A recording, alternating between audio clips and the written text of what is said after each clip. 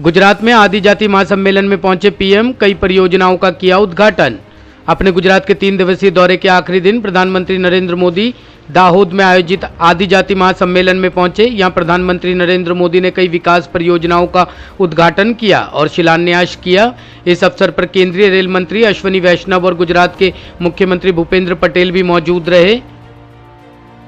भाइयों बहनों, यही कारण है कि पहले गुजरात में और अब पूरे देश में आदिवासी समाज की विशेष रूप से हमारी बहन बेटियों की छोटी छोटी परेशानियों को दूर करने का माध्यम आज भारत सरकार, गुजरात सरकार, ये डबल इंजन की सरकार एक सेवा भाव से कार्य कर रही है।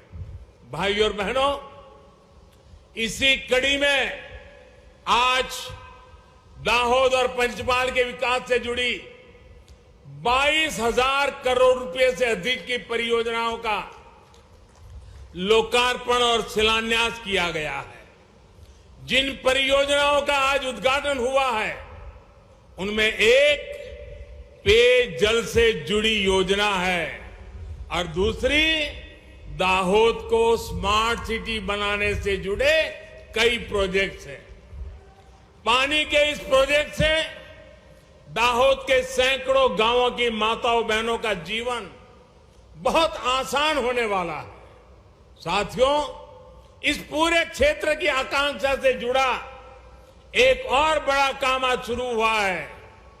दाहोद अब मेक इन इंडिया का भी बहुत बड़ा केंद्र बनने जा रहा है।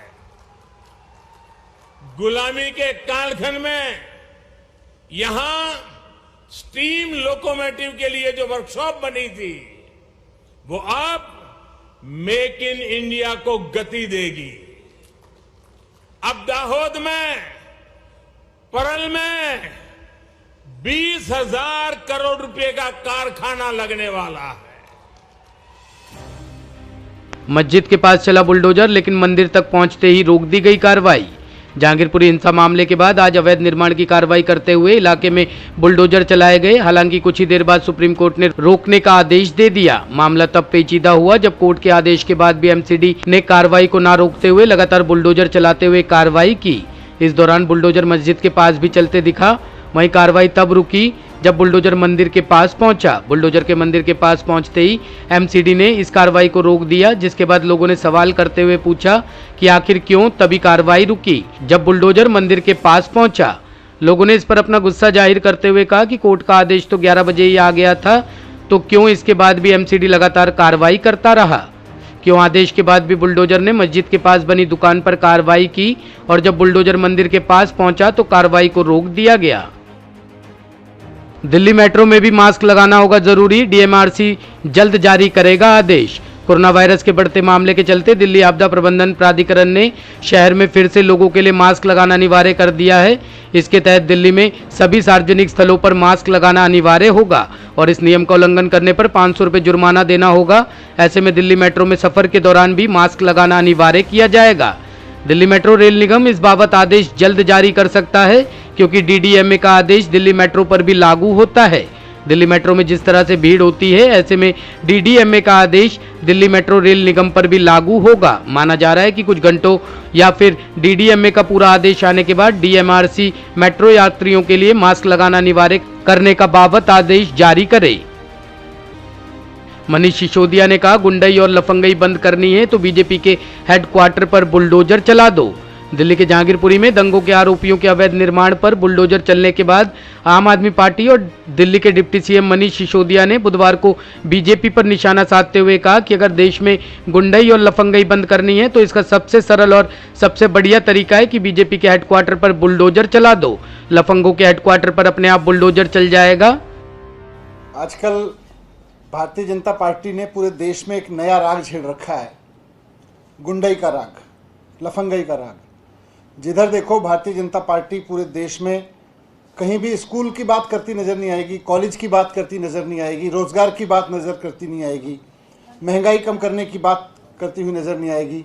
केवल गुंडई की बात करती हुई नजर आएगी, लफंगई की बात करती हुई नजर आएगी। भारतीय जनता पार्टी के नेता और कार्यकर्ता या तो लफंगई और गुंडई करते हुए देखे जाएंगे या लफंगों और गुंडों को मंच पे खड़े होकर उनका सम्मान करते हुए देखे जाएंगे। आजकल भारतीय जनता पार्टी की तरफ से देश का भला करने के लिए कोई न्यूज़ नहीं है, देश की नेक्स्ट जनरेशन को पढ़ाने के लिए कोई काम नहीं है, उनको इलाज करवाने के लिए कोई काम नहीं, उनको नौकरी देने के लिए कोई काम नहीं। महंगाई करना तो भगवान ने दी है, बस अब भारतीय जनता पार्टी ने हाथ खड़े कर दिए, महंगाई भी उनसे कंट्रोल नहीं हो सकती।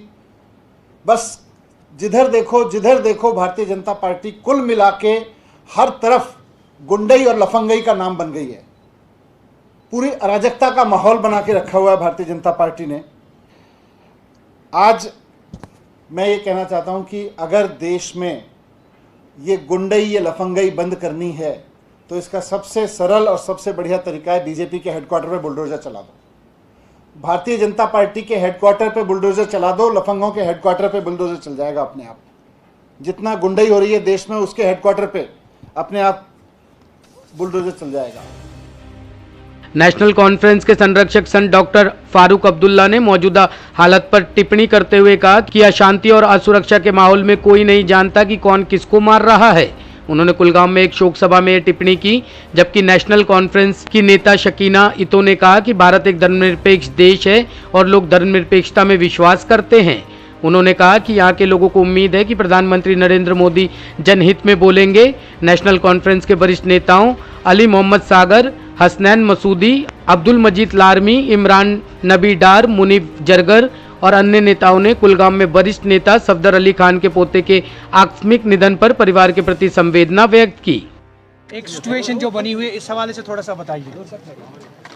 देखिए, जहाँ तक हिंदुस्तान का सवाल है, ये एक सेकुलर मुल्क माना जाता है और इंशाल्लाह हम उम्मीद करेंगे जो सेकुलरिज्म यहाँ का मशहूर है, जिसकी मिसाल पूरी दुनिया में दी जाती है, उस सेकुलरिज्म को बरकरार रखा जाएगा और आइंदा भी लोग इसी तरह पूरे हिंदुस्तान की मिसाल दिया करें जिस तरह पहले दिया करते थे। अच्छा मैम, ये जो अभी पीएम मोदी आ रहे हैं 24 तारीख को, इस हवाले से थोड़ा ये बताइए कि नेशनल कॉन्फ्रेंस इस चीज़ को कैसे देखती है? ये तो अच्छी बात है, हिंदुस्तान के वज़ीर आज़म जो है वो यहाँ पे आ रहे हैं जम्मू कश्मीर में, और मुझे लगता है कि जम्मू कश्मीर के लोगों को है उम्मीद है, क्योंकि वज़ीर आज़म साहब आएंगे तो उनको काफ़ी एक्सपेक्टेशन है कि शायद कुछ जम्मू कश्मीर के मसाइल या बेरोज़गारी जो है, यहाँ के मुश्किलात जो है, उन मुश्किलात को हल कर सकेंगे। और यहाँ आके जो पैकेज है जम्मू कश्मीर के लिए, चाहे वो बेरोज़गारी का पैकेज हो, चाहे वो डेली वेजेस का मसला हो, चाहे वो यहाँ पे किलिंग्स का मसला हो, उन चीज़ों को वो देखेंगे और इन मसाइल को वो यहाँ से जाके हल करेंगे। ये मुझे लगता है कि जम्मू कश्मीर के लोगों के लिए।